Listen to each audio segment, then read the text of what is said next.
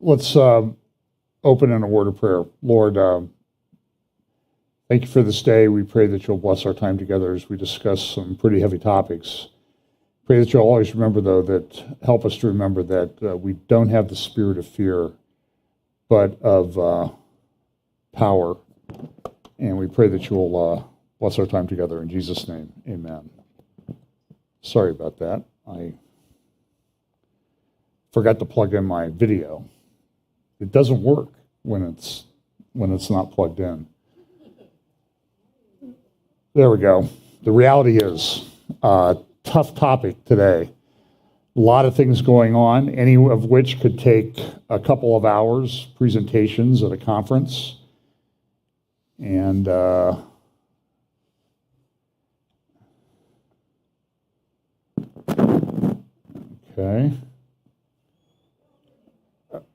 okay, we're having a little audio or video problem. So a lot of things happening in the world today, and it does. I got this graphic from this morning's London Times, and I thought it was appropriate because it does seem like the world is literally coming apart. So here's some of the places we are on YouTube, Facebook, Vimeo, Rumble, Remnant Truth Network. You can look for us there at these sites. There's some things I don't talk about just because it's a hassle with YouTube. So we're still working on getting our own app and that type of thing. We talk each week about the convergence of all these things that are prophesied, that are happening, and they seem to be happening very quickly. This is the grid that I use. I won't talk too much about it today. Acceleration, convergence, logistics, and understanding. And it is, hopefully we'll get a greater understanding the closer that we get. This comes the passage I refer to every week from Daniel chapter 12 about, in the end, the wise will understand and instruct many. That's in Daniel 11. And then, none of the wicked shall understand, but the wise shall understand. And I was trying to come up with I always try to think of a graphic, something that would sort of implant it in your mind. And I came across this picture this week, which I think is kind of interesting. Now, I don't know that it gets everything that I wanted, but it is essentially a three-dimensional picture of a musical score with all the different parts. And you think of it in layers, like the viola part, the violin part, violin 1, violin 2, horns, trombones, trumpets. If you could take all of that score and just show the layer of the notes in a three-dimensional, here's a little bit closer picture of it, in a three-dimensional way, you see how complex a symphony is. But what do you find?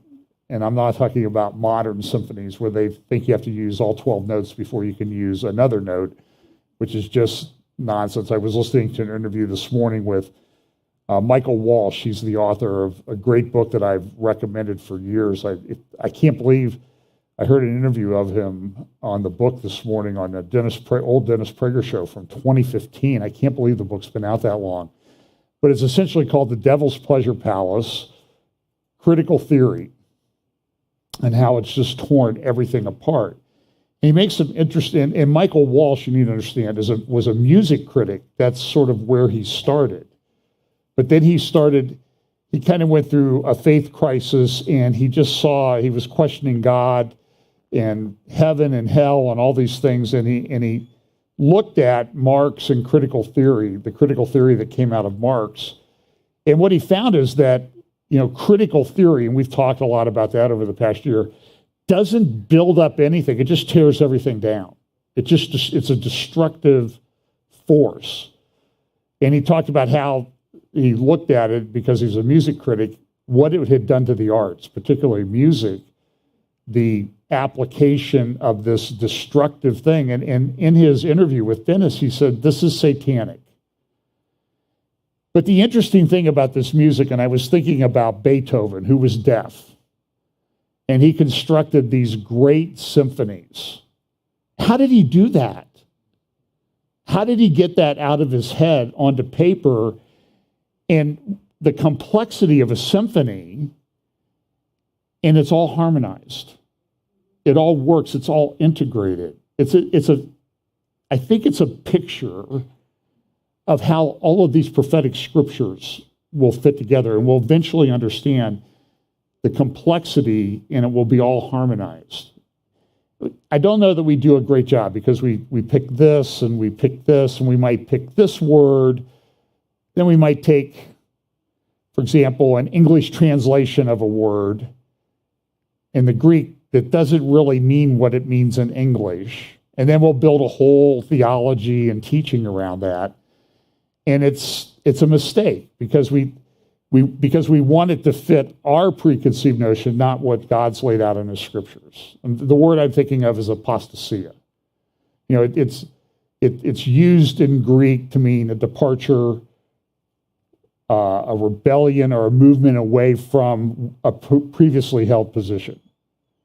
You know, it doesn't necessarily mean rebellion against this particular entity or anything, but it's a change in your position.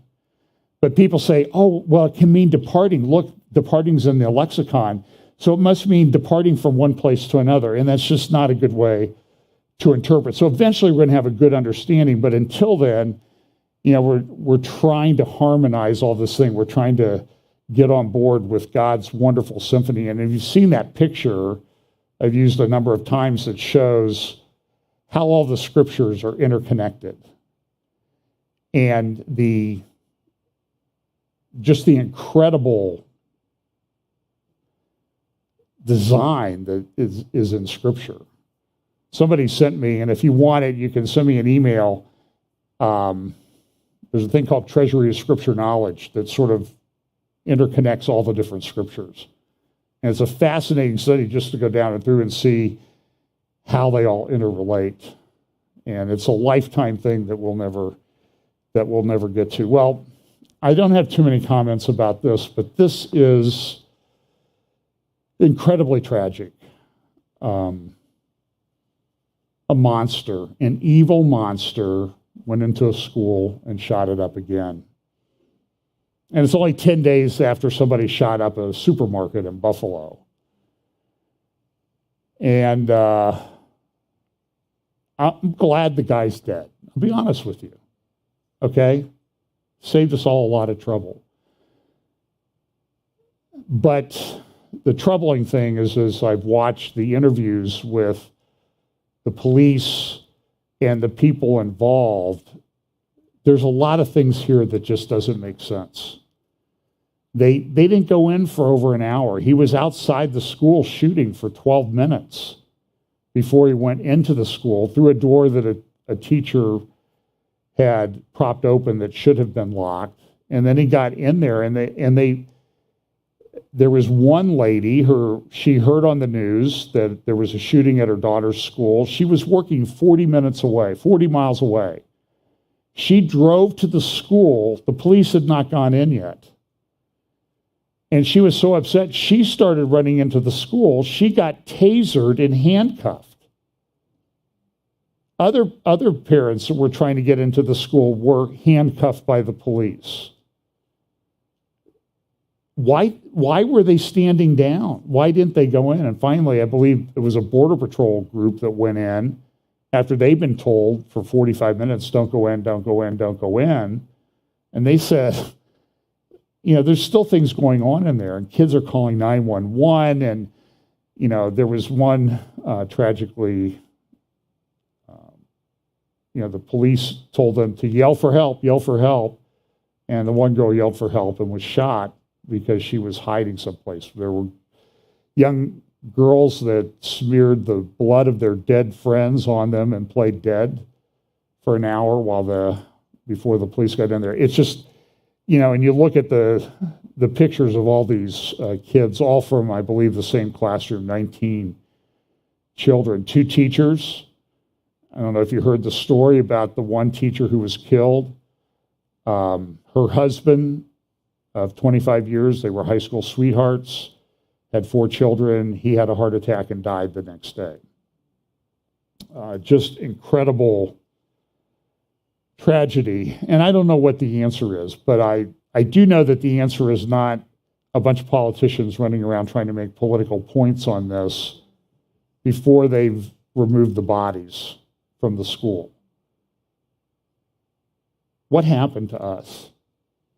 The reality is, I don't think you can say at any point now that America is not under God's judgment. You know, and we raise these children telling them that, well, you're just a lump of cells that have evolved. What do you think the reality and the outcome of teaching generations of children now that's what they are? We've really lost our humanity. But something is very, very wrong with what happened there and how the response was handled. And I trust that people will get to the truth. Now I'm going to just give you a few sort of church-related news things. And this is interesting. I saw this in Christianity Today this week, or last week. Gordon Conwell is a seminary outside of Boston on Cape Ann, beautiful area of Boston, a lot of history, hundreds of year-old homes there, which is in America, which is pretty amazing. But they're selling their main campus, or going to try to sell their main campus and move to Boston. And the reason is it says here, after a decade of enrollment decline, leaders began to see the seminary's biggest financial asset as a liability. They hope relocation could be the big change they need. But this is true of a number of other seminaries. I was on a seminary board for a lot of years. It's probably been 10 years since I went off that board. And we were talking about this 15, 20 years ago about declining demographics and the cost of residential seminary education. Now, I know a little bit about Gordon Conwell. I had a nephew who went there and graduated from there, but this is it's a problem, and it's a blessing, because there's some seminaries that should close, as we call them. They're cemeteries, and they don't teach the right thing. I understand that Fuller has had a lot of financial problems. They were trying to sell their campus, but they couldn't. They're in Pasadena, and Fuller has just put a huge amount of bad theology out into the church. So there's one. If it goes away, I'm fine with that. But this is a problem in the church. Here's another one. I guess this is good news. Willow Creek had a scandal involving Bill Hybels, their pastor, who resigned under some allegations which he denied, which later reports said were likely true. The way he interacted with some women, I guess, is the kindest way to say that.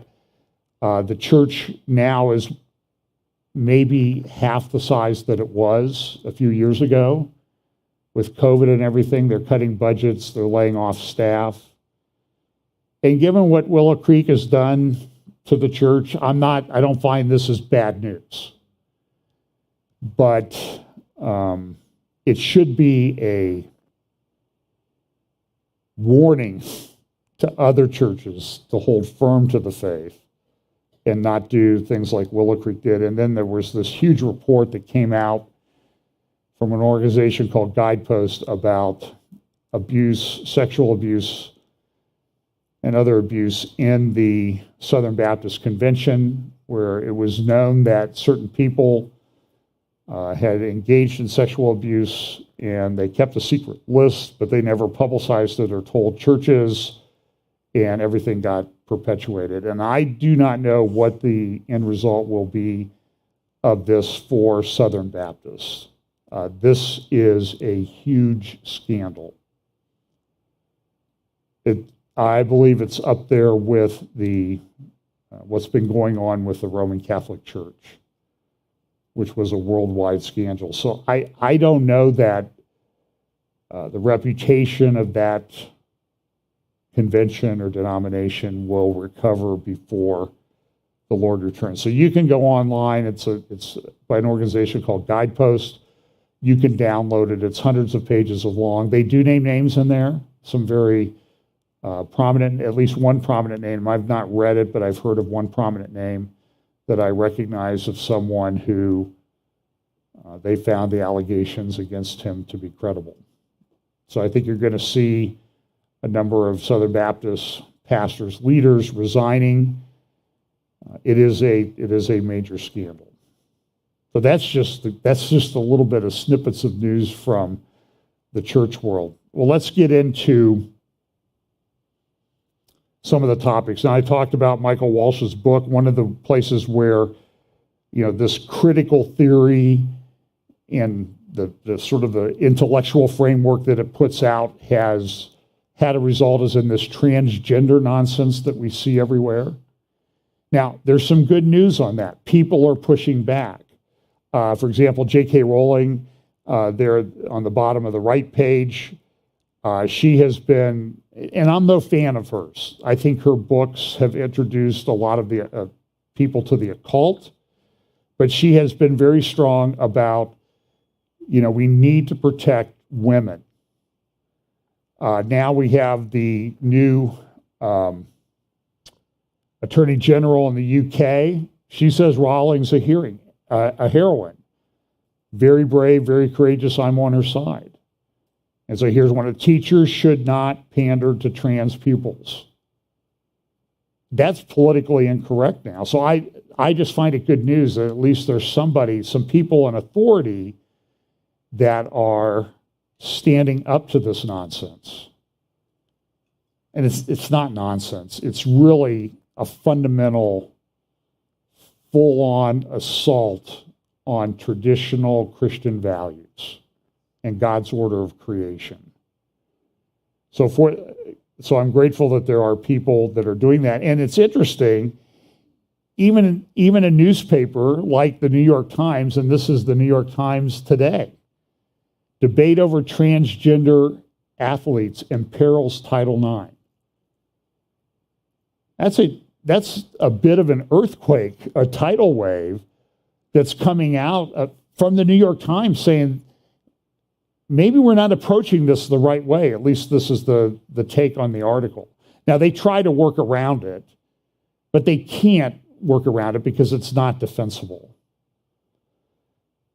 So they're saying, look, Title IX was set up to have, women, they have opportunities in sports, and people are forced to not speak. It cites a number of young ladies who say, we can't speak about it, they'll take our scholarships away. But we've spent hours and hours and hours trying to become a good swimmer or a good athlete to get an opportunity for a scholarship to school, and now they let a male come in and win all the women's events.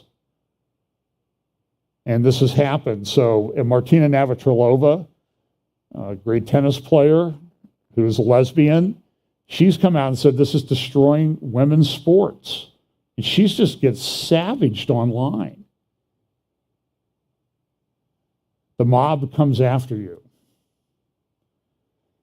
So that's good news that people are doing. Well, I talked about this last week, the coming food catastrophe, and this very strange picture that the Economist put on. And I could go back through a bunch of different Economist covers over the years. They do, at the end of each year, they do the world in the following year. And it's sort of a predictive thing, and it's kind of cryptic, but it's their predictions. And a lot of times it's the imagery that they use is very,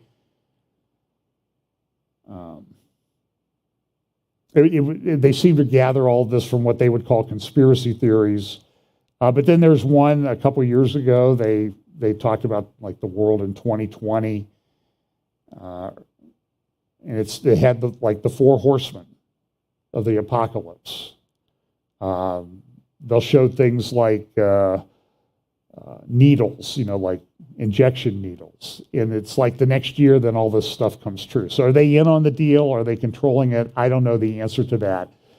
But here they're talking about a food catastrophe, and they use skulls instead of kernels on the wheat, shocks of wheat.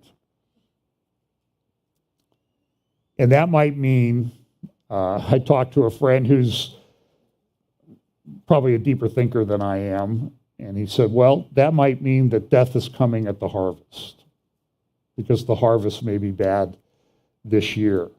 The Week has also picked up on this. A lot of it they're trying to blame on the war in Russia. I don't think that that's true or fair. Hang on a second here. I have to.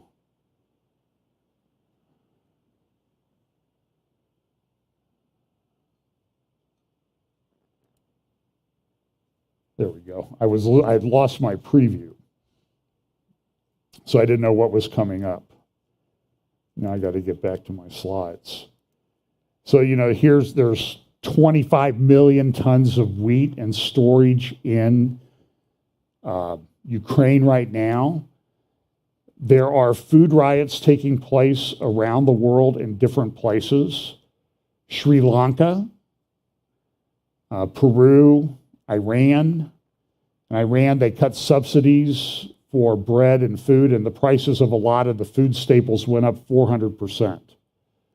The other thing that they did, though, was they will still subsidize a little bit, but you have to get a digital coupon, which means they can track everything that you're buying and that sort of thing.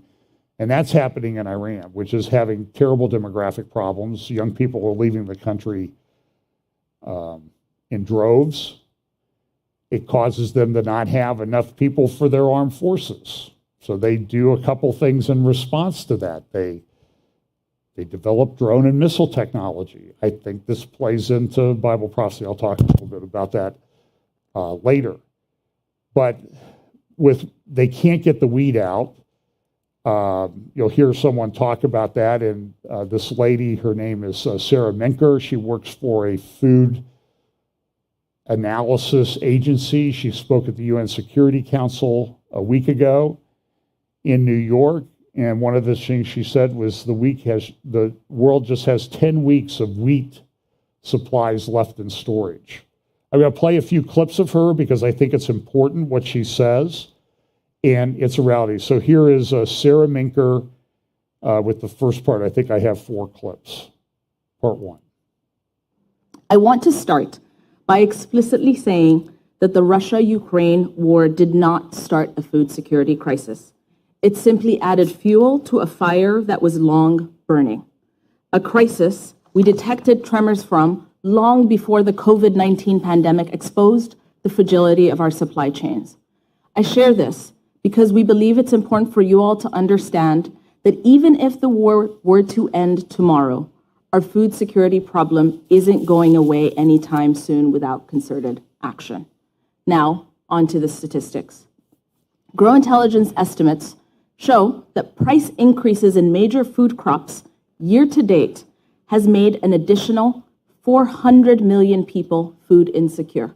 Now, there are a few food insecurity statistics shared, so I want to define that by saying there's looking at number of people at $3.59 a day. So broader, but the march towards starvation. To put this into perspective, that is equivalent to the number of people that China has taken out of poverty in the last 20 years. In 5 months, we have undone 20 years of progress. Furthermore, our economic shock models show that year-to-date changes in prices of agricultural products have already affected some economies by 3 to 5% of their GDPs. Countries disproportionately affected are in regions such as North Africa and the Middle East, the Horn of Africa, and West and Central Asia. And it can get much worse. Data shows the food security challenges we face will last several years. There are 5 major challenges occurring simultaneously that are each individually extraordinary. Lack of fertilizer, climate disruptions, record low inventories in cooking oils, record low inventories in grains, and logistical bottlenecks that have already started to unravel decades of global economic progress. Without substantial, immediate, and aggressive coordinated global actions, we stand the risk of an extraordinary amount of both human suffering and economic damage. This isn't cyclical. This is seismic. It's a once-in-a-generation occurrence that can dramatically reshape the geopolitical era. So, key words that she said there. Didn't come from the Russia-Ukraine war. This was a problem that was existing. It deals with supply chains, logistics. But then what did she say at the end? This is seismic, and this is once in a generation. So here's another part of her talk where she talks about one of the 5 things that she mentioned that are important. Global drought conditions for wheat are the worst in over 20 years around the world. Major bread baskets, such as the United States and Brazil, the world's 2 largest exporters of agricultural products, are also experiencing extreme droughts. For example, Brazil's cropland soil moisture is at a 20-year low. Major grain importers in the Middle East and Africa are also experiencing record droughts. Namely, we have both major importers and exporters experiencing exceptional drought conditions. And here's the next part. Grains. Official government agency estimates from around the world put wheat inventories at 33% of annual consumption. Verifiable data from public and private sources that we as a company organize and then build statistical models to connect the dots between in our platform show that global wheat inventories are in fact closer to 20%, a level not seen since the financial and commodity crisis of 2007 and 8. We currently only have 10 weeks of global consumption sitting in inventory around the world. Conditions today are worse than those experienced in 2007 and 8. It is important to note that the lowest grain inventory levels the world has ever seen are now occurring while access to fertilizers is highly constrained and drought in wheat-growing regions around the world is the most extreme it's been in over 20 years. Similar inventory concerns also apply to corn and other grains. Government estimates are not adding up. In other words, they're not necessarily telling you the truth. Now, I do most of the grocery shopping at our house. One is I don't buy lima beans. I never end up with a lima bean in my bag. Don't like lima. Yeah, amen to that, right? And that was like one of the greatest things about becoming an adult is I never had to eat lima beans again. That's how I view it. My wife would make a meal of those things. Go figure. We joke when we go out that, other than at a steak and barbecue place, that someday she's actually going to order something I want a bite of. And maybe that dream will come true someday. But she mentioned fertilizer, and if there's not enough, this is a Canadian derailment. I think this happened in Alberta, Canada. A train of fertilizer derailed this week, and all that fertilizer is gone. Now, that's just one little thing, but it's the stacking of things on top of each other that caused this to happen. So again, she says we got 10 weeks supply left. Here's the last clip I have from her talk. And I think it's important. And look, she's at the UN, and you can sit there and you can say, well, she's at the UN, we're all a bunch of globalists. And hey, listen, you can make the case that it's all planned, it's not accidental, I get that. But it's the reality that we live in. That's the point. How it came about, we'll be talking about that for years, but it is a convergence of a bunch of different events. And it started with supply chains and it's multiplying. So here's what she has to say. 5, logistics. Russia and Ukraine used to provide nearly a third of the world's wheat exports and are in the top 5 exporters of corn globally. Combined, they used to export 75% of global sunflower oil supplies. All Ukrainian ports remain closed, making it impossible to move any of Ukraine's harvested grain across its borders. Shifting to rail will move less than 10% of pre-war flow. It's not enough. Russian exports, which also include fertilizer, are limited because of Black Sea maritime hazards. Any one of the 5 things I outlined would be considered a major issue in commodity markets. The 5 combined are truly unprecedented. I come here today not to specifically offer or provide solutions, as there will be other venues to do so, but rather to X-ray and diagnose the problem for those of you in this room that have the power to change the course of our history.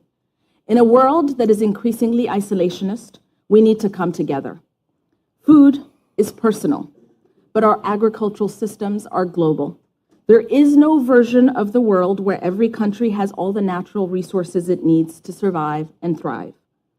One key takeaway from our data is how often we see repeated examples of cause and effect, highlighting surprising connections and interdependencies. For example, the United States, the most self-sufficient country globally, a consumption-weighted basket of food, a grocery basket, has doubled in price since April of 2020. Price increases were driven by unprecedented demand around the world, increase alongside climate-related supply-side shocks. We cannot solve food insecurity on a national scale anywhere. You know, I wish I read some of her reports. She's incredibly intelligent. She's a great analyst, and which means she would never qualify to be hired by the governing administration in our country because she's too smart. And she has a handle on reality. But the one statistic there, you know, that sort of a measuring basket of food has doubled in price since 2020. And it's weird. I mean, we live in America, we have a lot of abundance, but we have major drought in the West. I mean, I don't even have graphics to show you. Lake Mead, which is a major water source and source of hydroelectric power, is at 30% of its capacity, the lowest that it's been since it was filled back in the 30s. Lake Powell, which was filled 60 years ago, I believe, it is at 24% of capacity. Eventually, they will have to shut down electric generation because there's not enough water flowing through to make the turbines run. Terms that I try to use each week. It is a major problem.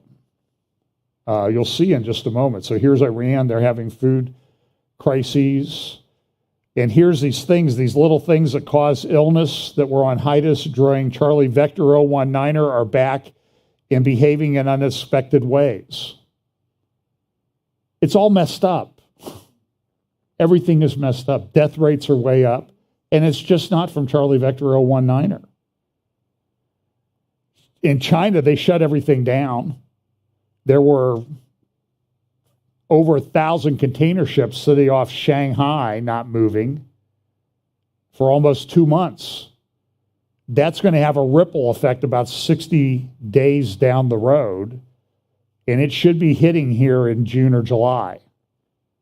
You won't be able to get things. And it's weird. I go to the store one day and we need romaine lettuce, and there's no romaine lettuce at one of the food chains. And then I go to another food chain and it looks like romaine lettuce that walked here from California without water. And it's like twice the price that it was the week before. I go to the store one day, I want iceberg lettuce for salad. Yeah, I do eat salads. I know it doesn't look like it, but I eat a lot of salads. And there's no lettuce. I go back a couple days later, and there are heads of ice. They look like basketballs, these heads of ice. And I've never seen iceberg lettuce that big and heavy and robust in my life. But we're in the midst of a coming famine or food shortage. And I'm buying the best lettuce I've ever seen. And I don't know what they're feeding this thing. Maybe it was grown in where that fertilizer fell off the train in Canada. I don't know. But China's been shut down. That's caused a huge amount of problems in China. Their economy is tanking. Xi is getting a lot of resistance. They had the premier of China, like the number 2 guy, come out and said, we got a big problem. Look at some of these statistics on GDP and inflation. So you can kind of see the gray line there, the dotted lines. You have global GDP and global inflation. So some places, like Saudi Arabia, they flipped it upside down. Their inflation is way below what the global is, and their GDP is way above. It's growing. Their oil company, owned by mainly the kingdom and the princes and the people in charge, is now the most valuable company on the planet. Tell that to our guys in charge. Energy is important. Here's Israel. Their GDP is up, their inflation, both way below what's normal. Here is China. Their GDP is above, growth is above. This was taken back in May, so I think it's changed, or it will change. And their inflation is level. Japan, their GDP is dropping, in part because they're dying. They lost, I think it was 750,000 people last year in total population. And they're a very closed society. They're below replacement level. China's below replacement level. The worst country in the world is Iran. That's why sometimes I think that it's this demographic reality that's hitting everybody. Iran realizes, hey, if we're going to do something with regard to Israel, which they really want to do, we may not have much time to act because people are leaving, our population is dropping, we're not replacing people, we don't have the young men that we need to be soldiers. And I mean young men for frontline fighting where, physicality is really important. Inevitably, I will get an email that says, well, you're making a generalization. Yeah, I'm making a generalization. The world runs on generalizations. As a rule, most men are stronger than women. It's a fact of life. And here's the United States, inflation above the global average, and GDP is below. And part of that is we don't have the workers. I don't know if I go any place now around Central Ohio where I do not see a help wanted sign on the business that I go into. Every single one. Which is, it's a lot of things like, this just doesn't make sense if the economy's tanking and all these problems. People are still going to eat and people are still going to live and that type of thing. Now the electrical grid. Here's a report from the National North American Electric Reliability Corporation on their assessment.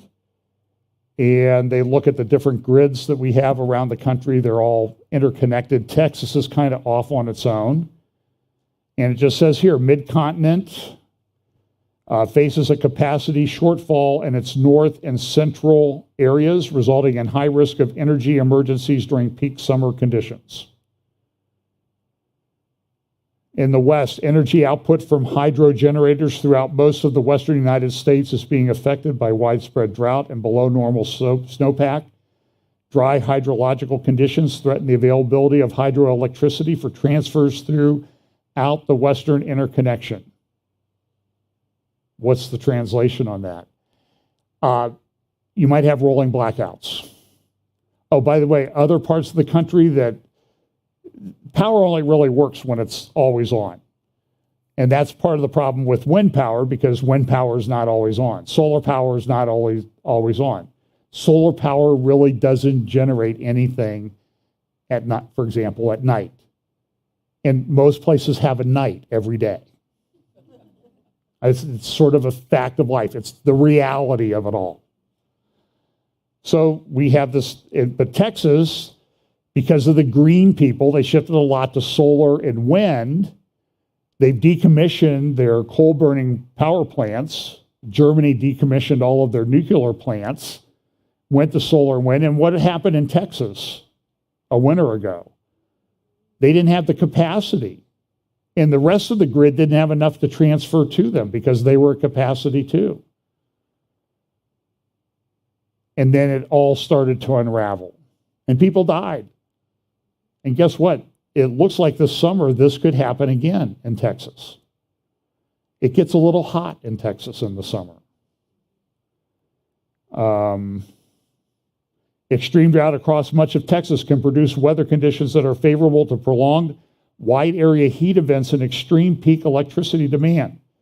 Resource additions to the ERCOT system in recent years, predominantly solar and some wind, have raised anticipated reserve margins above reference margins and eased concerns of capacity shortfalls for normal peak demand. However, extreme heat increases peak demand and can be accompanied by weather patterns that lead to increased forced outages or reduced energy output from resources of all types. A combination of extreme peak demand, low wind, and high outage rates from thermal generators could require system operators to use emergency procedures up to and including temporary manual load shedding. That's a nice way of saying, we're turning off your lights and air conditioner, or the whole system collapses.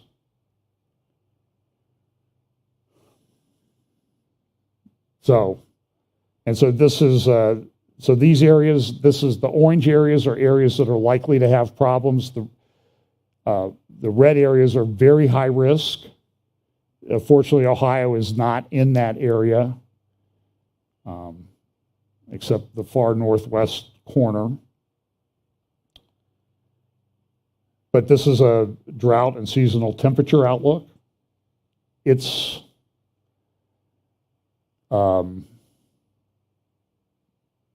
snowpacks are way down. Talking to somebody in Colorado, they said their snowpack is way down this year. They had snow, but when they should still have snow at this time of year, it's pretty much gone. So if you want to drive through some of those nice, beautiful high mountain passes in Colorado, this might be the year, if you can afford the gas or the diesel. I know people are canceling vacations because of the price of diesel. Campground operators are hurting because people are canceling. Flights are being canceled because they don't have the crews, because of the stupid rules that they've put in. It's just, so at some point, you sort of come to the conclusion, somebody's doing this on purpose.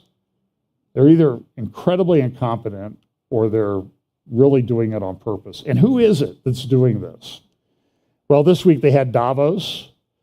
Zelensky was there pleading for more weapons and that type of thing. He was, and a lot of the sessions were about Ukraine, Ukraine, Ukraine, Ukraine, bad Russia, good Ukraine.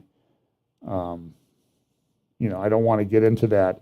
And remember, these Davos people, these are the ones, and the funny thing is, with the internet, things are forever, because you can usually find through archive.org, you can find what people said. And this lady had written an article for the World Economic Forum back in 2016. Welcome to 2030. I own nothing. I have no privacy, and life has never been better. And so people like me and others who said, well, that doesn't sound good. That sounds like end time stuff. So they took it down, and she came and said, well, that's not real. I was just sort of thinking about it and that type of thing. And the World Economic Forum said, we've never made this part of our predictions. Oh, really? Well, look at what happened in 2016. This was published on the World Economic Forum website, and you can find it at archive.org, published November 12, 2016. 8 predictions for the world in 2030. And it said, as Brexit and Donald Trump victory show, predicting even the immediate future is no easy feat. When it comes to what our world will look like in the medium term, how we will organize our cities, where we will get our power from, what we will eat, and what it will mean to be a refugee, it gets even trickier. But imagining the societies of tomorrow can give us a fresh perspective on the challenges and opportunities of today. And so here's what they say. This is their prediction. All products will become services.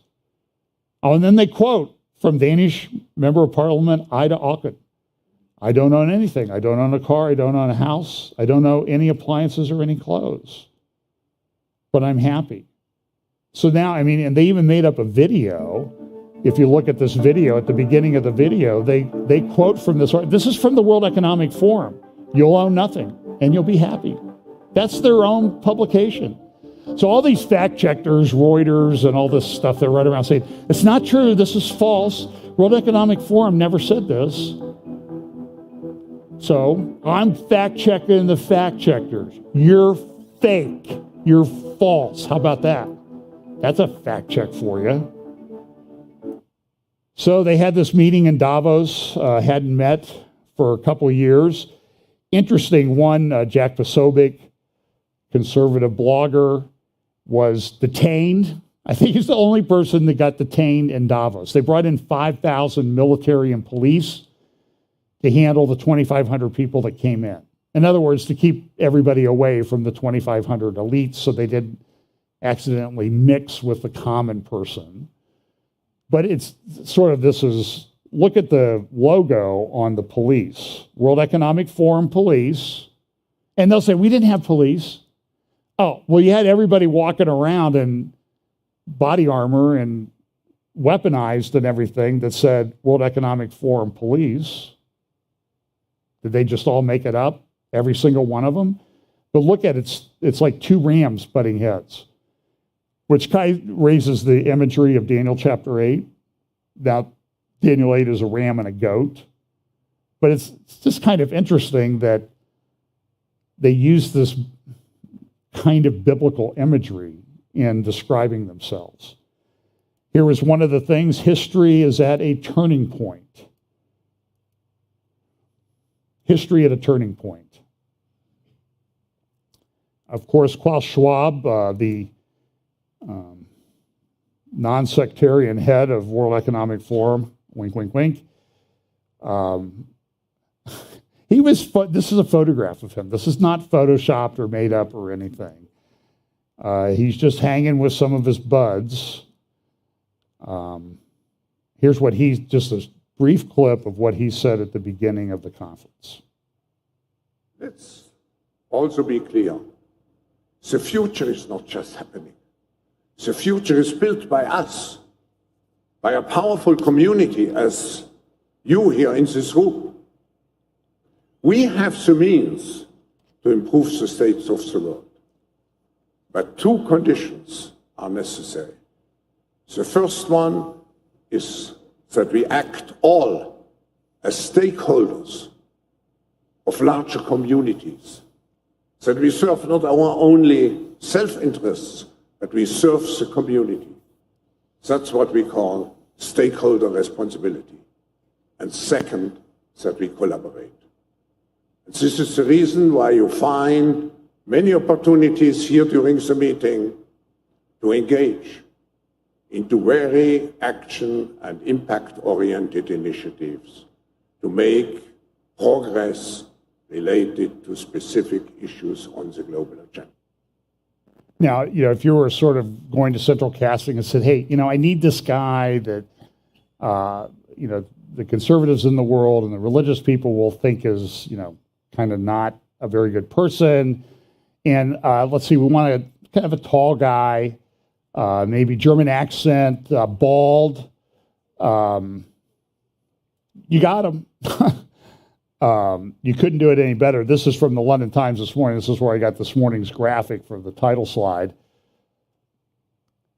And so, everything was against Putin. And so now in the Ukraine war, everybody's saying, well, Putin is the only thing standing between us and the New World Order. I don't believe that. That's just my opinion. You're free to disagree with that. But look, ignore the doom mongers of Davos. Putin hasn't torpedoed globalization. In other words, what he's saying is, relax. The move towards the New World Order and globalization is on its way. Just a little bump in the road, China, Russia, all these other people, but pretty soon they're all going to be falling into line, like the United States. How long did that take? This was another article I saw on Bloomberg. Forget Burning Man, psychedelic shamans now heading to Davos. They had, like magic mushroom eating shamans, mystics at Davos. I never get invited. I'm not saying that that's bad, but Davos has always sought to raise global consciousness. Sounds like they're doing unconsciousness. That's my editorial comment. Addressing topics like food scarcity and climate change, but psychedelic drugs? These substances are still illegal in most places. Finding out that influential shamans and companies will present in Davos in parallel with a gathering of the World Economic Forum inspired me to take a look at what the industry has to gain from a platform with the global elite. Here's what they have to gain.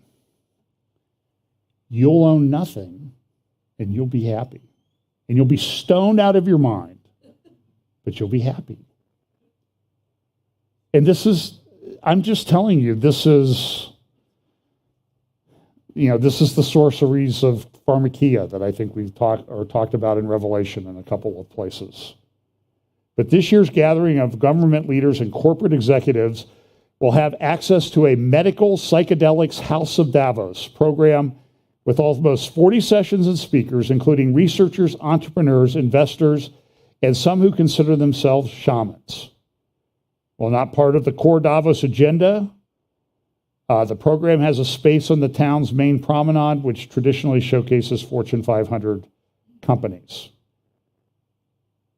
Mark Hazen, Chief Executive Officer of Energia Holdings in New York, a New York-based company that's hosting the event, said this, quote, "It's really a big shift for world leaders to inquire about how they might be able to use psychedelics. Like they've done such a good job with everything else that they've gotten to use." This is, I will admit, this is, I could use the word frightening, so I'll soften it a little bit and say it's extremely gravely concerning. How's that? That's softer landing on that one. Here's Stephen Bancel, the head of Moderna, which is one of the companies involved in getting out the state-approved treatment for Charlie Vector 019, talking about distributing the state-approved treatment for Charlie Vector 019 in a panel. And here's what he had to say. How's it going with the state-approved treatment for Charlie Vector 019, Stephen?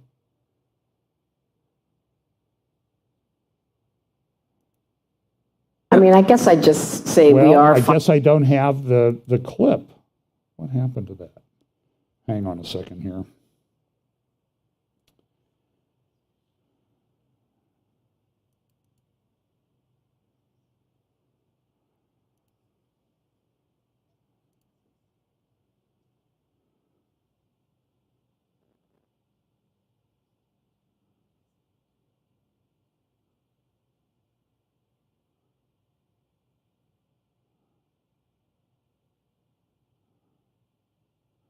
Well, I don't know what happened to that.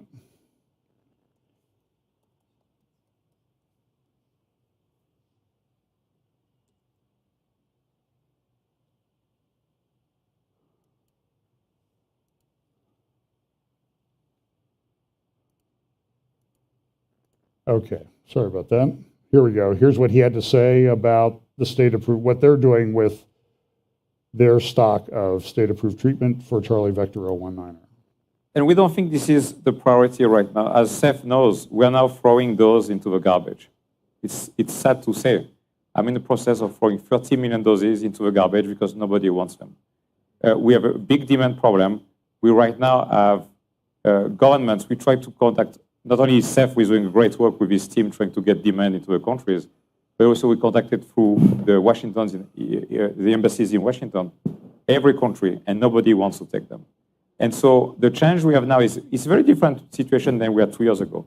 The problem we had 2 years ago is there was no mRNA capacity in the world, zero. The situation is very different today. Moderna has 3 billion doses of annual capacity. Pfizer has 4 billion doses, that's 7 billion doses, and the Chinese don't want the vaccines of mRNA. So if you just take the Chinese population out, you have more than a dose per person, and as we just discussed, the issue in many countries is people don't want vaccines. In the US, people don't want vaccines. Around the world, we have a lot of people who don't want the vaccine. That's the problem Seth and his team are working against. So we don't have a capacity issue around the planet. It is not true. It was true 2 years ago, it's not true today. So what he said was, a little hard to understand him a little bit. We've had to throw away 30 million doses of this thing. So, you know, depending on your view on this, that might be good news, might be very bad news.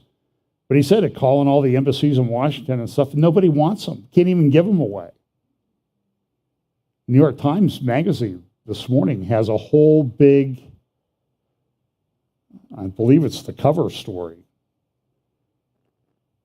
You only have a view about not taking the state-approved treatment if you've been radicalized. So here comes with the misinformation, disinformation thing.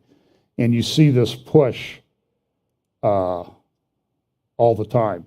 So here's another panel. This is the e-safety minister commissioner from Australia, by the way, which elected a left-wing, what appears to be a left-wing government, and a new prime minister who is extremely anti-Israel.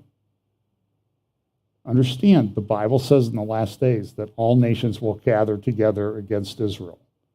And so you're seeing the pieces being put in place for all of that. So here's Australia, which seemed to be pro-Israel. Now they've got like a guy who, you know, would give Jeremy Corbyn in the UK a run for his money on being anti-Israel. So here's their e-safety commissioner. They put in an online safety law last year, and you know we've talked about misinformation, disinformation, malinformation, that our government keeps pushing this narrative about, you know, if you can't have hate speech, you can't do this. We need to get rid of the First Amendment. The First Amendment never protects hate speech. Well, yes, it does. You don't know the First Amendment. And when you say that, you prove that you're ignorant about the thing. So here is, her name is Inman Grant, and here's what she had to say about that. I mean, I guess I'd just say we are finding ourselves in a place where we have increasing polarization everywhere, and everything feels binary when it doesn't need to be. So I think we're going to have to think about a recalibration of a whole range of human rights that are playing out online, you know, from freedom of speech to the freedom to, you know, to be free from online violence. By the way, do you know anybody who's been the subject of online violence? Not online attack, online violence. But this is in charge. And of course, this week, our baby Trudeau up north had to weigh in on a similar subject. He didn't go to Davos, but he was still on topic. Here he is. There's a new report today out from the University of Ottawa regarding national security. Four former national security advisors to the Prime Minister, quote, concluding that the traditional approach to national security no longer sustainable and that Canada is not ready to face this new world of security threats. Now, do you agree with these sentiments and what ought to be done?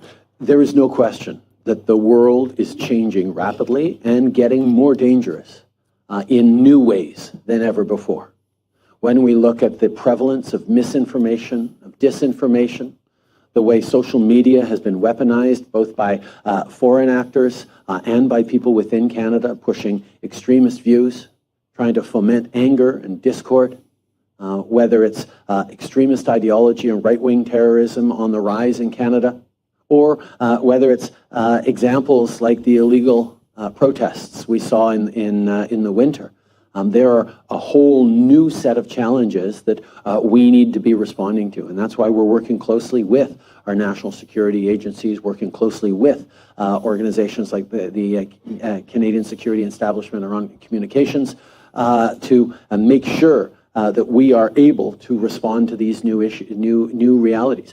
We need to do it, however, in a way that continues to defend freedom of speech, freedom of expression, freedom to protest, to legally protest, while at the same time we're taking on more tools to keep Canadians safe. Because increasingly we're seeing that things that start online end up having impacts on the real world.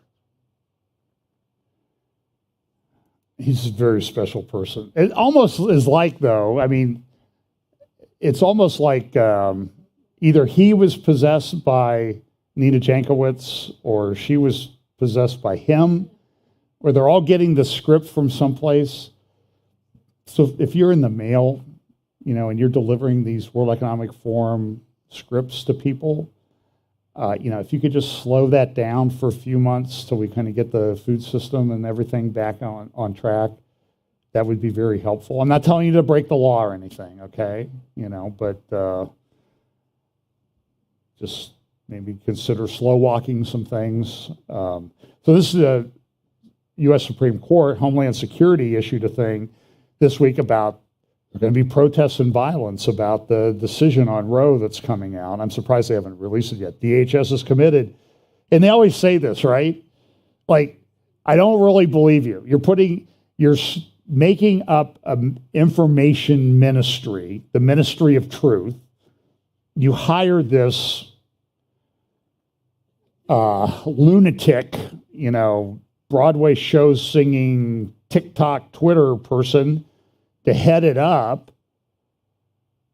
And by the way, the guy that was detained in Davos, she was online doing interviews this week and posting, he was the guy who got me fired or made me resign, Jack Posobiec. And I'm sure there's no connection between any of this, but so this is what our DHS said, is committed to protecting Americans' freedom of speech and other civil rights and civil liberties, including the right to peacefully protest. DHS is committed to working with our partners to share timely information and intelligence, prevent all forms of violence. But they really won't come right out and say, who's the people who say they want to burn down the Supreme Court? They won't talk about this. So here's another thing that they were talking about at Davos was, hey, here's a great app. And this is one of the executives from Alibaba, the Chinese company, talking about a great app. We're developing, through technology, an ability for consumers to measure their own carbon footprint. What does that mean? That's where are they traveling? How are they traveling? What are they eating? What are they consuming on the platform? So, individual carbon footprint tracker. Stay tuned. We don't have it operational yet, but this is something that we're working on. Social credit system. So look, I have my own carbon footprint tracker. Like, it's on my credit card that I use to pay for gas at the gas pump. I know how much it's costing me. So here's an interesting little, this is a mashup of a couple clips from one of the world's leading billionaires who thinks he's better than everybody else. It's an interesting interview with somebody who said, I've had lunch with all these people that go to Davos and stuff, and they're just people. They're stupid like we are. And I think there's some truth to that. But here's our friend Bill, and also the head of Pfizer, who seemed to be in a little bit of conflict about the state-approved treatment for Charlie Vector 019er. Bill seems to have had a reality check a little bit. But look, this is Bill Gates. This is a direct quote for the fact checkers. This is what he's talking about. He's one of the biggest supporters of these things in the world. And so here's what he had to say, followed by the guy from Pfizer. With vaccines, we want vaccines that are infection blocking and long duration, which today, the vaccines have saved millions of lives, but they don't have much in the way of duration, and they're not good at infection blocking. The goal is to prevent the sickness, and that will maximize your chances to do well, and that will maximize the chances of people that you love not to get infected. Yeah. You vaccinate not only for yourself, you vaccinate also to protect society, and particularly to protect those that you love the most, because they are the ones that you are together. So they're not reading. Apparently, somebody's script got delayed in the mail or the email. Somebody's assistant deleted it. There's a good article at an organization I've just become aware of recently called the Brownstone Institute. You can look it up online, and they're good conservative thinkers about some of these big issues that we're facing. And one of the things that they talk about is the Panopticon. Now, I have a master's degree in criminology, correctional administration, so I studied about this in graduate school. And this was a prison design that came out by an English philosopher and social theorist named Jeremy Bentham back in the 18th century. And the design, and if you've been inside a prison or prisons, by the way, I have, but not because somebody told me I had to go there. I went there because I was working there.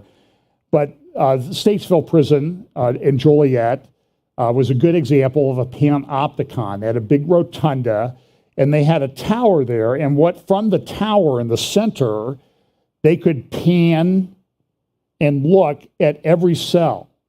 But the advantage of the Panopticon was that the prisoners didn't know who they were looking at. So they were always under surveillance. And the theory was that this would cause them to change their behavior. And it does work, if you can even see little kids are look, is mom looking, they know. And so this was the way they designed prisons.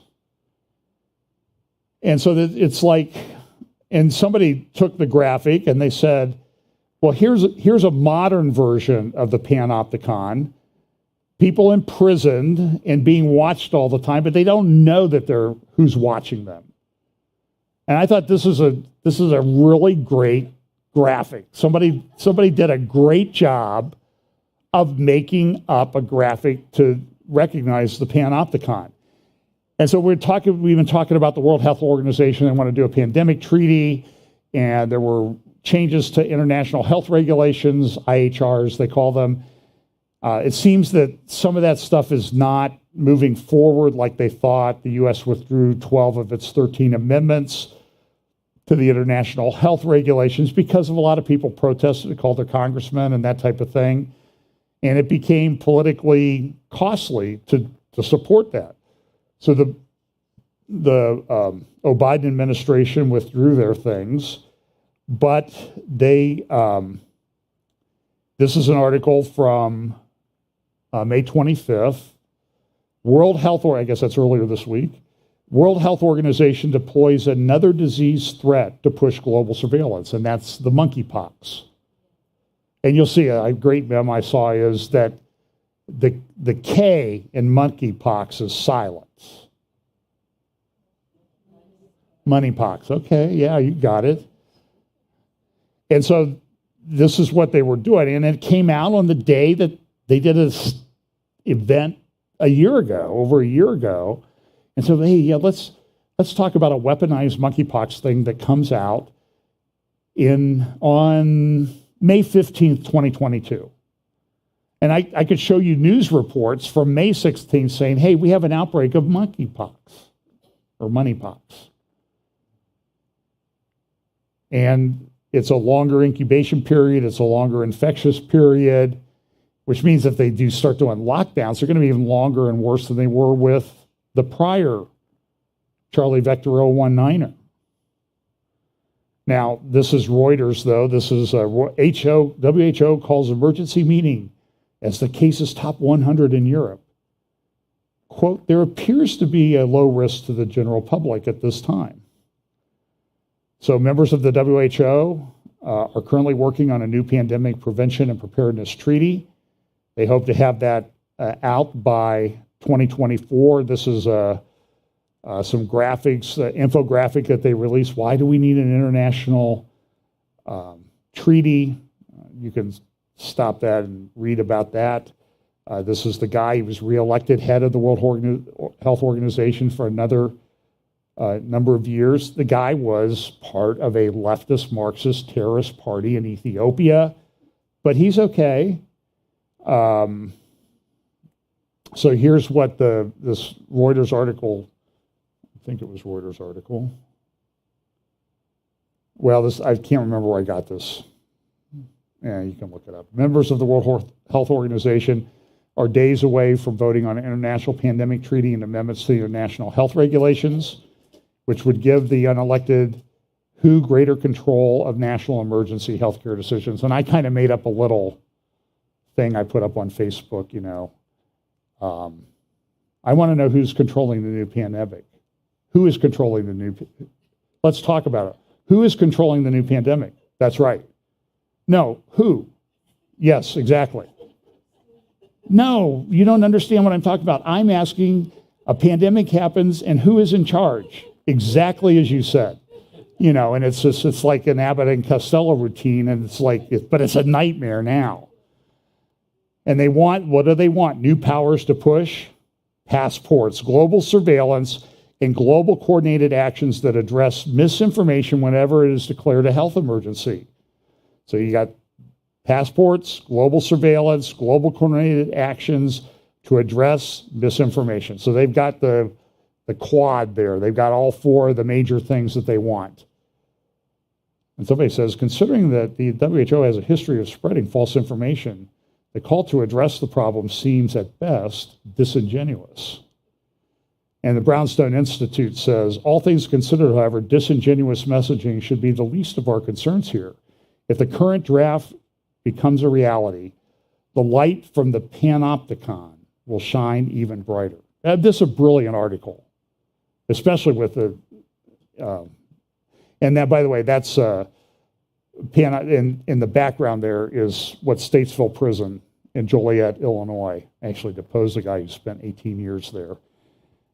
That was an interesting day. I'll have to talk about that sometime. He lifted weights for 18 years. He committed murder, and I had to depose him in a little tiny room. Did not look forward to that. And I shook his hand. It was like grabbing a 10,000 volt electric wire. Anyway, there will be nowhere to hide. Vaccine passports will be the norm, and our right to privacy, or at least some degree of privacy, will become but a distant memory. So while everybody's excited about the fact that they withdrew these amendments, it's not something to be that excited about, because it's really something to still be concerned about, because they're still moving forward with this. In fact, this is a European Commission has talked about the EU Digital Charlie Vector Certificate and how everything, when they get it, will be interlinked. Even Macron has come out and said, I've got the English translation here. The WHO is the only legitimate institution to guarantee universal health security and allow us to have a coordinated, united response. Calls for strengthening the WHO to build a better, safer world for future generations. And so that's what they're talking about. I could say a lot about the war in Ukraine. I can see the minutes are fleeting by. Look, Russia is on the left is what the initial war looked like back in March. Then April, things were smaller. Now they're even smaller still. They're in this Donbass region of eastern Ukraine. Look, I think that Russia has taken over these areas in dark red. Russia has a superior military. I think they're going to be okay here, but it's not going, I think any objective observer has to say, listen, it's not going as well for them as they would have liked. The Ukrainians have done a lot of counterattacks. Russia keeps refocusing. They have sort of had this region. Now they're focusing on this small region that a lot of people are saying it's not really that strategically significant. And again, there's Ukrainian counterattacks. But listen, Russia's got a lot of military there. They are trying to cut people off. There's a rail line there. And I think the lady at the UN was, Sarah Minker, was correct that getting goods shipped by rail out of Ukraine is problematic at this point. There was also, and so now there's, there's Russian offensives in other areas. There's this river that goes down through in the X. Remember that big pontoon boats that got blew up, and it appears that about 400 Russian soldiers were killed at that particular location. But a lot, I would guess that the casualties on both sides in terms of those that are dead or wounded, while dead, are easily in the thousands on both sides. I mean, this has been a brutal war. Russia's gained, they've got Mariupol, they're making some incursions, they essentially control the coastline. This is a picture of, I think a picture of Mariupol, and they're just bombing and shelling these cities into obliteration. And what do the people do that live there? I thought this was a very truthful, honest editorial cartoon in the Times of London the other day. I've taken another prize city. And the guy's looking around like, what city? Because they're just turning them into rubble. And this, look, here come the nasty emails. This is what has happened in Syria since Russia got involved. They've destroyed the cities to get people what? To pick up and move somewhere else. And guess what's happened? People have picked up and moved somewhere else. So it's destabilizing Jordan. It's having a big impact on Lebanon. It's having a huge impact on Turkey. And you'll see in a moment if I have time to get to it. And Russia's had problems, okay? Let's be honest. They're taking their training units. They have battalion tactical groups they had 125 committed out of 168 that the entire Russian military has. The battalion is about 800. By most estimates, they've lost 36 battalion tactical groups in the war thus far. They have massive injuries. They've even gone so far as to lift the top age for military service. It used to be, 30, now it's 40. It says here, until now, only Russians aged 18 to 40 were allowed. Now you can go above 40, and foreigners aged 18 to 30 were allowed to enlist. But listen, it's very bad situation for the Ukrainian military, especially in this region. The military is essentially surrounded and they're losing hundreds to thousands of people. And they're surrendering, deserting, whatever, because they don't have the equipment. And this was the Russian plan all along, was to break off these areas and surround the troops. Here's from Bloomberg. They're making progress in the east. That's sparking fears that they could be poised for a bigger breakthrough and leading to increasingly panic calls from Kyiv for more powerful weapons. And Raytheon's making hundreds of millions of dollars supplying weapons here. As I've said, the $40 billion aid package is more that was just approved by our uniparty in Washington is more than we will have agreed to supply to Israel in 10 years. Russia's winning the battle to control the world's wheat. That may be by design. Here's this why Ukraine's ports are so, this is from The Independent in the UK, and it just says that Vladimir Putin's targeting of port cities appears highly strategic. It gives Russia important leverage over the international community in terms of wheat. This is from Al Akbar in Lebanon. I only point this out is that this is a Hezbollah newspaper, but Lebanon gets way above 50% of its wheat from Ukraine, Russia. And it's not looking good right now. There's also a fuel crisis. Some of that is self-inflicted. What did Biden do the first day he came into office? He shut down the Keystone Pipeline. They're shutting down leases for oil drilling. All because they think that, well, just drive an electric car, Well, where does the electricity come from? Well, solar. In Ohio? Have you lived here in the winter? And so the grid's stretched because they're taking away power plants. They're recommissioning coal-burning power plants in places like China, India, because they having a heat wave and they need more power. So they're burning more coal than ever.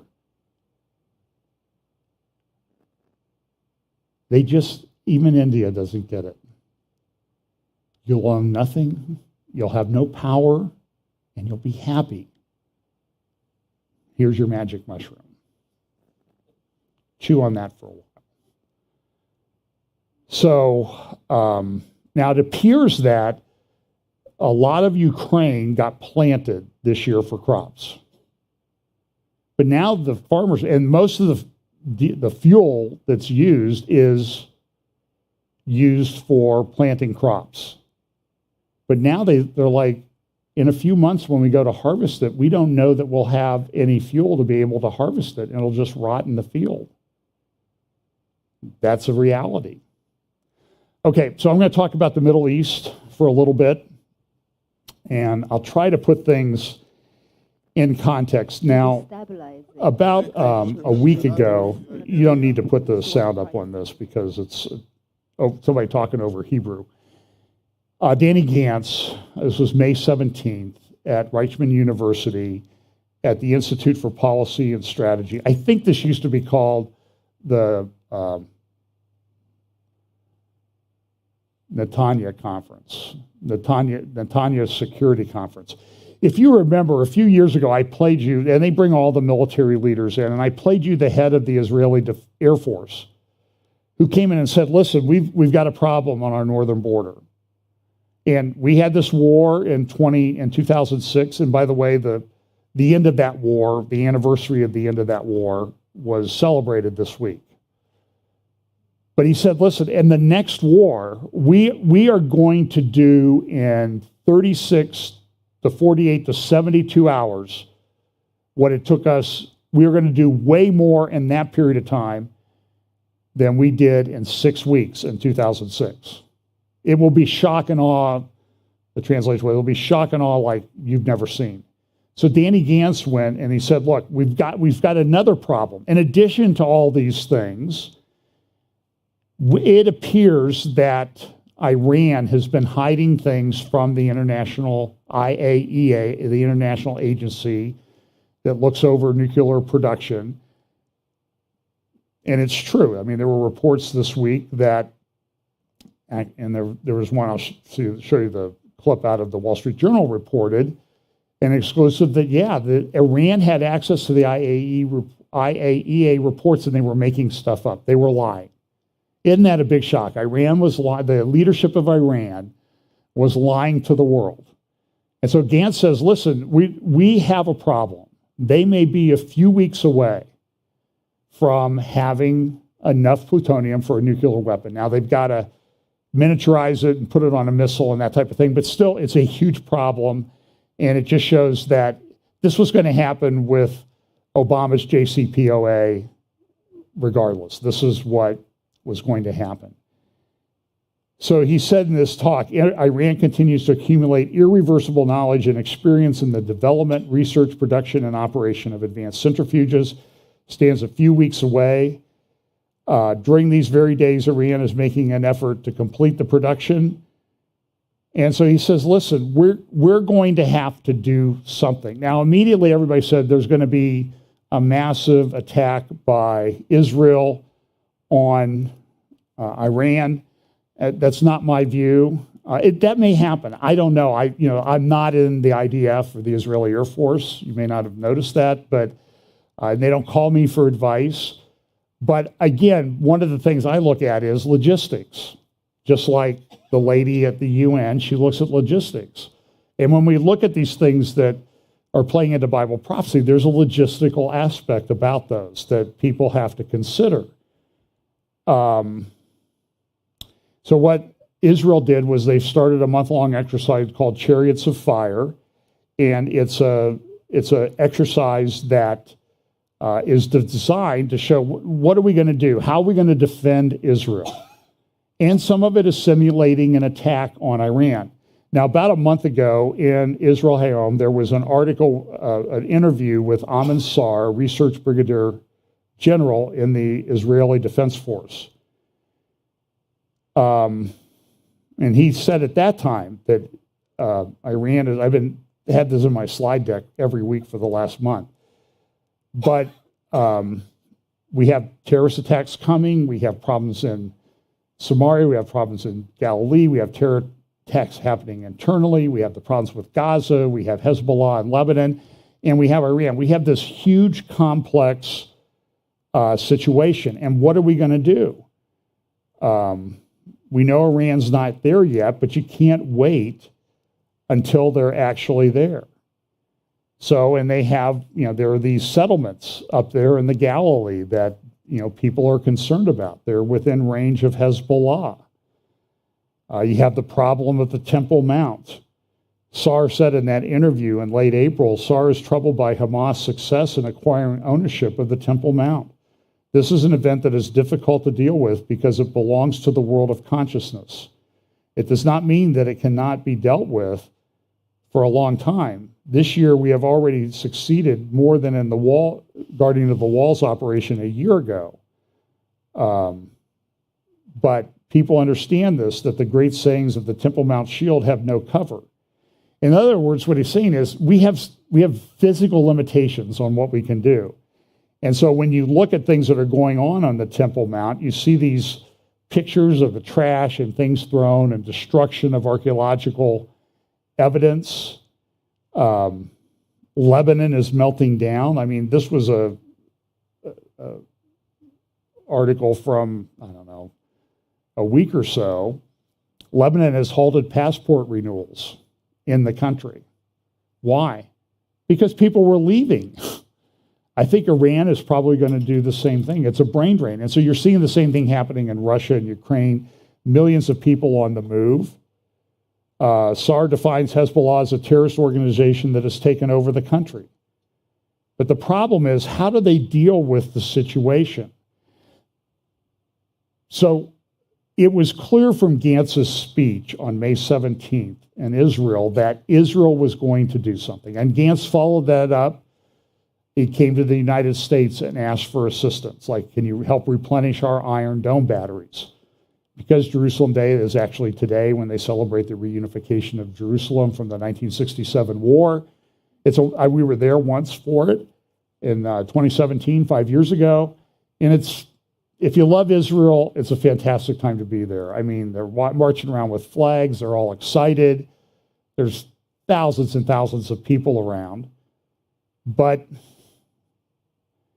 the Palestinians, or what they call the Palestinians, and Hamas, they don't like it. They're really upset. They consider it a provocation for Israel to actually fly an Israeli flag in Jerusalem. How dare they? Or worse, Jews go up and walk around on the Temple Mount. But it was clear from Gantz's speech that Israel was going to do something. Now, the question was, is it going to be a full frontal attack? And here's what happened. So there were, I think it was 2 weeks ago, there was some attacks on sites in Syria. And on the way out, the S-300 missile defense system or air defense system was activated and missiles were shot at the Israeli planes, although I think it was more to send a message.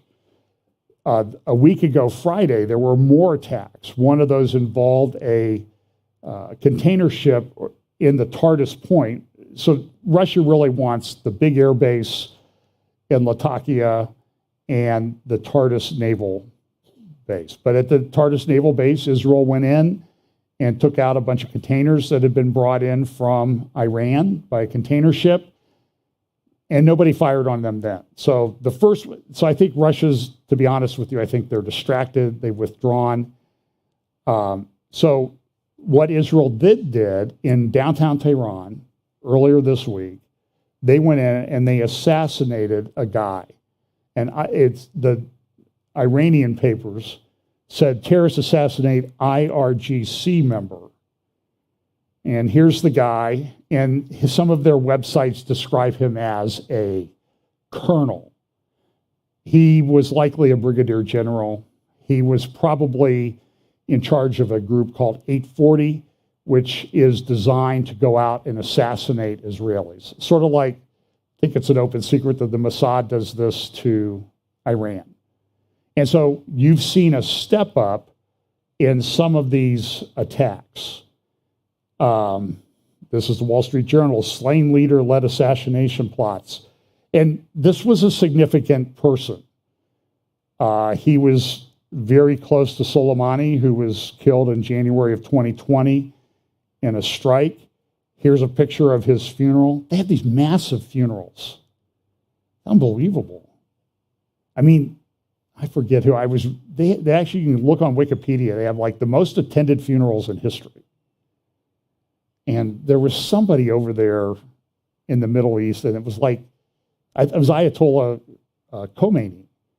It was like 60 million people attended his funeral. It was like the biggest attendance at a funeral in history. And so during this, and this is a picture of the general's car, where he was shot. A couple guys on motorcycles came up, shot him 5 times, in the middle of Tehran, just a few blocks from the Iranian parliament, and in a highly secure area of Tehran. I mean, these people have some guts that do these things. Now, Israel never takes credit for it. And at the thing, though, everybody's saying, death to Israel, death to Israel. They carry his coffin around, pictures. I mean, it's a big deal. But here was also buried in this New York Times article a day or two later, a spokeswoman for the Israeli prime minister declined to comment on the killing. But according to an intelligence official briefed on the communications, Israel has informed American officials that it was behind the killing. Israel is livid that this happened. They told the Americans, they thought in confidence, you can't do anything in confidence with the Biden administration. So who leaked this to the Times? I don't know. Susan Rice, Valerie Jarrett, you pick they've got a pipeline. And they did this. It was a breach of confidence. So now everybody's upset. And this guy was a big deal. In fact, here is the head of the Iranian Revolutionary Guard in the upper right attending his funeral. And he wouldn't do this for a member of the IRGC. He would do this for one of the leadership of the IRGC. And now they're saying we're going to revenge him. And it's kind of hard. They're kind of in a dilemma because they don't want to admit that Israel was able to go into downtown Tehran and do this. But if they don't call for revenge, then everybody in their country gets upset with them. So they're really in a difficult spot. It's really kind of a cool way that the geopolitics of this plays out. So here is and this is an analysis by Anna, and I won't try her last name, in the Jerusalem Post. She's a great analyst. I follow her. I mean, there's things she says I don't agree with, but she's pretty good. Seth Frantzman, Jonathan Spire, the people that write for the Post, Jerusalem Post, are good. She says this is Israel shifted its focus. And so what you're going to see, I think, is you're going to see more of these type of attacks. I don't think you're going to see a full-on assault. You're going to see more like, remember when Fareed Zaked, the head of the Iranian nuclear program, was taken out by a remote-operated AI machine gun. And so you saw another thing in Parchin, which is a suburb of Tehran. There was an attack. And when there's an attack and things, it just seems like things blow up in Iran all the time. They have the worst luck. And it's a plastics factory. It's a gas explosion. It's a fire in a baby formula factory. There's always some ridiculous excuse that they make up. And we all know what it is.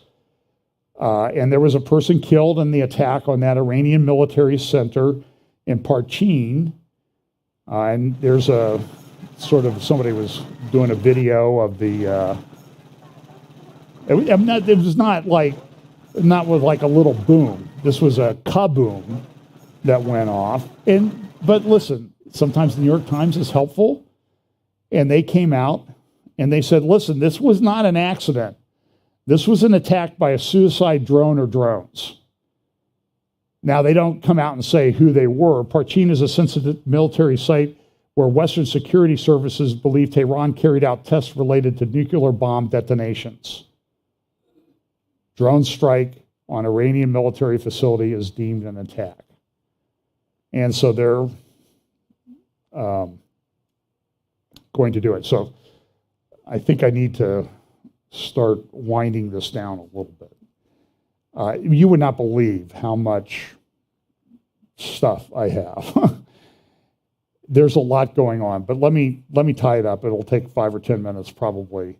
So this is an article from the Israeli. If you can get a copy of the Jerusalem Post from Thursday, Friday, they had a lot of great articles about defense and security issues. But here's an article from the other day. IDF wants the next war to be fast and lethal, according to a top Israeli officer. And part of this is because of this game changer, the drones and missiles. And Iran has been developing this. And this is also being developed by China for its attack on Taiwan. This is Milley at West Point. And right now, at this very moment, a fundamental change is happening in the very character of war. We are facing right now two global powers, China and Russia, each with significant military capabilities, and both who fully intend to change the current rules-based order. Yet again, in Ukraine, we are learning the lesson that aggression left unanswered only emboldens the aggressor. The world you are being commissioned into has the potential for significant international conflict between great powers, and that potential is increasing, not decreasing. We are also on the cusp of a change in the fundamental character of war. The nature of war is not going to change. It's immutable. It's still a political act. It's a decision by humans to impose their political will on their opponent by the use of violence, as you all studied here. War will still be characterized by chance and fog and friction, and its causes will likely still adhere to Thucydides' famous analysis of fear, pride, and interest. But the character of war, how wars are fought, where wars are fought, with what weapons, technologies, organizations, and doctrines, in short, the ways and means of war, that is undergoing a fundamental, profound, and significant change. And he's right. And so part of this is this drone and missile technology. And this is a Chinese ship that was released to the press this week. It's artificial, it's remote controlled, artificial intelligence, and it's designed to do drones and missiles. Now, there was also, sidebar, there was Jeffrey Nyquist, who I don't know, but I have a mutual friend who's close to him, so I kind of get filled in. And I was told a week or two ago that Nyquist had gotten his hands on a transcript of a meeting of audio. People have transcribed it and translated it now from the Mandarin. And essentially it was Chinese high-ranking officials and Communist Party officials talking about the fact that what they were doing logistically to prepare to attack Taiwan later this year. Now, the implication, though, is they're not just going to go after Taiwan. They're going to be attacking other people, like, countries that are very close to where we live, or maybe live in.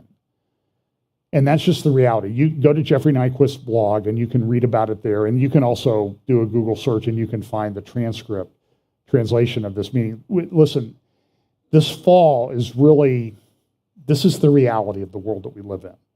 I'm not trying to deliver you bad news. So we have got supply chain issues and everything else. The only thing that we don't have right now is an active war close. That may change this fall. I don't know. I'm not a prophet. I'm not predicting it. I'm just telling you what the Chinese are talking about.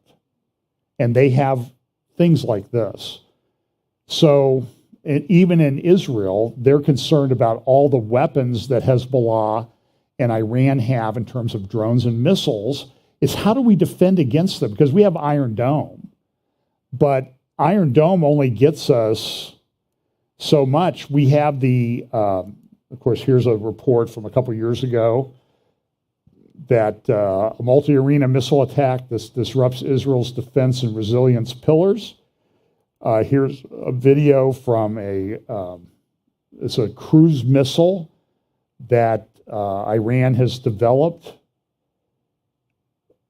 That's an anti-ship missile, but it can be adapted to other things. And it has a range of about 1,000 miles. And so that would get it, if they launched it from Lebanon, it would go all the way to Crete, let alone all the way through Israel. There was also, this was in the Iranian press this morning, about a secret underground, several hundred meters under, or 100 meters underground drone air base in Iran. And so Israel has Iron Dome, but they don't have enough to go over to withstand this kind of an assault. They're developing laser technology, but that has very limited range. And it'll be great when it works, but it's not quite there yet. So that's why when I heard Gantz do his speech, I didn't think they were going to do this massive attack on Iran, because it's a logistical problem. They have F-35s and F-16s, but to get from Israel to Tehran is about 1,000 miles. So you have to get overflight rights. So do you think Syria or Iraq is going to grant them overflight privileges to attack Iran? Probably not. So there's some thinking that there along the Persian Gulf in Saudi Arabia, there's a military base in Saudi Arabia that Israel can use, or there might be one up there, up on the Caspian Sea in Azerbaijan that Israel's used in the past, but we don't know that for a fact. We also know that in addition to the drone manufacturing facilities in Iran, they're significant, they do a good job. They've just outsourced a lot of the drone production, at least for one of the drones, to Tajikistan, which is 1,000 miles further. So, for example, an F-35 leaving Israel, its range, it might be able to fly to Iran, but it doesn't get back. It needs to be refueled. Israel has, I think, 3 refueling tankers, like our tankers. They're aging. They're supposed to get new tankers from us, but not till 2025. So I think you'll see these other kind of attacks, at least for the foreseeable future, unless something really happens. Now, Israel does have submarines that they can use and launch missiles from the submarines, but there's a logistical problem. So the F-35 has an operational range. Well, I don't know, go watch the Maverick movie. It might tell you how far it is. It's probably about 500-mile radius that it can really operate in without being refueled. And the F-16s are not good long range because their engines wear out. So F-35, you could keep it up for 12, 13, 14 hours is my understanding. So we have a logistical problem. So just know that this is a big deal. And now you're seeing a lot of things about the Temple Mount. Today is the Parade of Flags. Everybody's on edge. Now, you can go get a live webcam. I was watching a live webcam at the Damascus Gate just before I came up here. And, there are people running around waving flags. It didn't appear that there was a riot going on, but these things can change pretty quickly. There was also this video that was put up on social media this morning. So terror groups are all upset about the Flag Day March. The Fatah leader in Jenin, which is a terrorist hotbed, said we're heading toward major escalations and killings. Shouldn't do the flag march. And here, this is horrifying. This is sensitive. You probably shouldn't watch this. This was put up on Arab social media this morning and then retweeted by Anna, the security analyst that writes for the Jerusalem Post. Jews storming the Temple Mount. This is pretty hard to watch. So this was this morning in Jerusalem. I know this is hard to watch, that they're storming the Al-Aqsa Mosque. And you see how the police have to hold them back? Not really, right? I'm being incredibly cynical and sarcastic. But they were upset. The king of Jordan was upset, Abdullah II. There were 2,600 Jews that went on the Temple Mount today. And he's been pushing to get Israel to be completely removed from the Temple Mount. And by the way, I'll talk about this at some point. I believe this is the Temple Mount, not over in the city of David. And there's a lot of reasons for that. good reasons for that. I think I think people think that, well, if we put it in the city of David, it'll be easier to build it. It's an Arab village of Silwan. It's not going to be any today. It's not going to be any easier to build it there than the regular Temple Mount. And there's a lot of reasons for it. I don't know a credible archaeologist, biblical archaeologist, conservative, Bible-believing archaeologist that believes that it was in the city of David. They believe this is the Temple Mount. Go talk to him, and I spent a day with Randall and Beverly Price when we were down in Lynchburg last fall. And I asked him about this, and he said, you know that's just a bunch of nonsense. So, so this is, listen, this is a hotbed of dispute right now. This is from a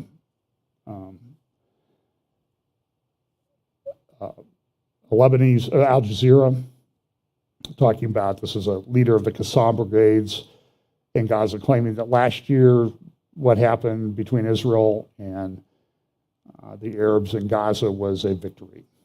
So when Israel withdrew, remember Israel voluntarily withdrew from Gaza back in 2005 under pressure from the Bush administration. Ariel Sharon capitulated to that pressure, withdrew. What did they do? They claimed massive victory. Look, we drove them out. They're retreating. We drove the Jews out. And this is the way they do this. So Israel went ahead with the Flag Day celebration today in Jerusalem because if they don't do it, the Palestinian groups will run around saying, look, they're so afraid of us, they didn't do the thing. And if they do the thing, if they do the flag parade like they're doing, they'll say, they're provoking us. Look at their storming the Temple Mount. And it's all just a bunch of silly propaganda. Let me see here. Well, we know, this is an interesting article. Iranian threats don't spook Israel, but the Temple Mount warnings do. In talking to some security military people in Israel, one of their concerns is, yeah, we're concerned about Iran, but they don't have the missile to launch a nuke over here yet. But they're close because they've got all of these organizations up in Syria. In fact, you can see this is what, so the Iranian pro-militias are blue. This is what it looked like in 2013, 2 years after the Syrian civil war started. This is what it looked like in 2020, after Russia got involved in 2015 or 2016. The Iranians became very entrenched in Syria. And don't think that Iran's going away from Syria anytime soon. Russia's withdrawn from a lot of their military bases. And the word is Iran's not supposed to take them over, but the other word I'm hearing is that they have. And so you're going to see attacks by Israel on these military bases, especially now that it appears that Russia's withdrawn from a lot of them. Israel's going to do what Israel thinks they have to do. So the one other thing that I want to talk about, and I'll finish with this, Abraham Accords. Now, we have a son of a president right now who had a laptop. Remember, there's been a lot of, that was Russian disinformation. And 51 national security people said, that's not, doesn't look like anything we've ever seen. Yeah, because you've probably never seen a real laptop used by a regular person who's using it for business and making money. So Nina Jankowicz said, that's Russia. That's a Trump made it up. Trump campaign made it all up. So they don't want to investigate the corruption of a sitting president. Now what you're seeing a series of articles in the Washington Post, the New York Times, and Wall Street Journal about, look at that Jared Kushner. Now, I'm no fan of Kushner, but here it says, before giving billions to Jared Kushner's Saudi investment fund had big doubts. And what's happened is Kushner's been going around the Middle East, and he has been able to gather about $3 billion, $2 billion of which came from the Saudi Arabian Sovereign Wealth Fund, have given him money to invest in Israeli startups. And that's kind of significant. I mean, Saudi Arabia is not part of the Abraham Accords, but they're giving money to an investment fund that is using that money to fund Israeli startups in Israel. A Saudi investment fund, the Sovereign Wealth Fund, is giving money to Jared Kushner to invest it in Israel. And so this is all part of this Abraham Accords that are happening. And so New York Times, Washington Post have been, oh, can you believe the corruption? I mean, they were in the government, now they're getting money from Saudi Arabia to do this, and it's just such a high level of corruption. And it's like, look around. I mean, Kushner's out of office. If you're looking for corruption, like, try New York City government or Washington, D.C. I think you might find some corruption there. I think I've told you before, I had an expert witness in a big case in D.C., and I went down and talked to him, and I'm talking to him, and he headed up the legal department at this agency, and his wife did this agency, and her ex-husband did this agency, and his ex-wife. And it's like they're interbred and intermarried more than European royalty, No wonder why they do such less than intelligent things, let's put it that way. So they're just watch this, because this is a big deal related to the Abraham Accords. And we'll talk more about the Abraham Accords as things go forward. And now they're talking about, look, there are the Biden administration has said, well, maybe we need to get on board with the Saudis. Why? Because they want to get away from the petrodollar. That's a big deal even for the Biden administration. So now they're pushing to broker a deal with regard to these two islands that sit at the entrance to the Red Sea, Sharm el-Sheikh down in southern Egypt on the Sinai. They really were to be transferred to Saudi Arabia, but that deal hasn't been done. So you got Amos Hochstein and these State Department people running around because they want a big victory. We're protecting the Saudis. We're such great people. And so watch this. So watch the Abraham Accords and the implementation, because I think it's very important. But the one aspect of this, like overflight rights, that I think we need to consider is this. This week, the Iraqi parliament approved a bill introduced by al-Sadr, a Muslim imam, cleric, banning all ties with Israel. So if you do anything, and it was unanimous vote of the Iraqi parliament unanimously passed a bill criminalizing normalization of ties and any relations with Israel, including business ties. Violation of law can result in execution or life in prison. And so there was these big celebrations in Baghdad and elsewhere in Iraq about we're banning everything that has to do with the Jews. And here you see Baghdad, and so you see the nations coming against Israel. Even our State Department came out and said this is not, what Iraq did was not good. It's completely contrary to the Abraham Accords, although there are Kurdish regions that really want to come into the Abraham Accords in Iraq. So look, it's all very volatile. It's a crazy world. And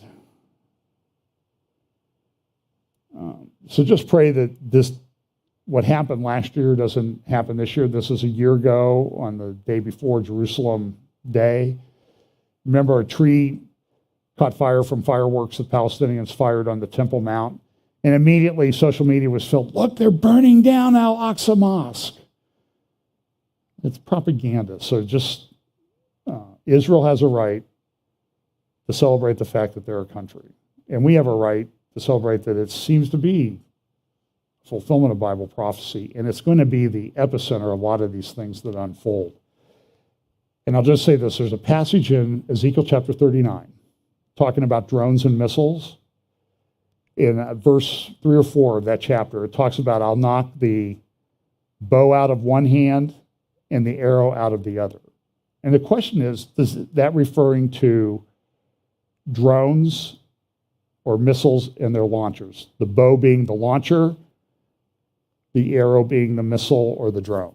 More and more I'm thinking that because of the change in warfare. Even our Joint Chief of Staff, Millie at West Point graduation this week said, listen, war is changing. The world is changing, and we live in a world where it is the reality of things is it seems like the world is coming apart. That's the reality. And so we have to live in the reality that we live in. Not a fantasy world or anything. God's in control. But put your faith in Jesus because time is short. A friend of mine sent me a thought this week on Facebook. And he said, I don't know how long I'll be here. He's got a child with COVID right now. But I think it really captured a lot of his heart. He said, I don't know when my next conversation with my unsaved family and friends will be the last conversation that I have. And so the answer to that is make it count. Do the right thing. Share the gospel with them. Let's pray. Lord, just pray that you always help us to keep in mind the reality of the situation in which we live, that we're not supposed to have a spirit of fear, but we're supposed to act wisely. And also to use those opportunities to explain to people some of the things that are going on in the world, but direct them to the glorious gospel of Jesus Christ. We pray that you will give us those opportunities. Bless us this week. In Jesus' name, amen.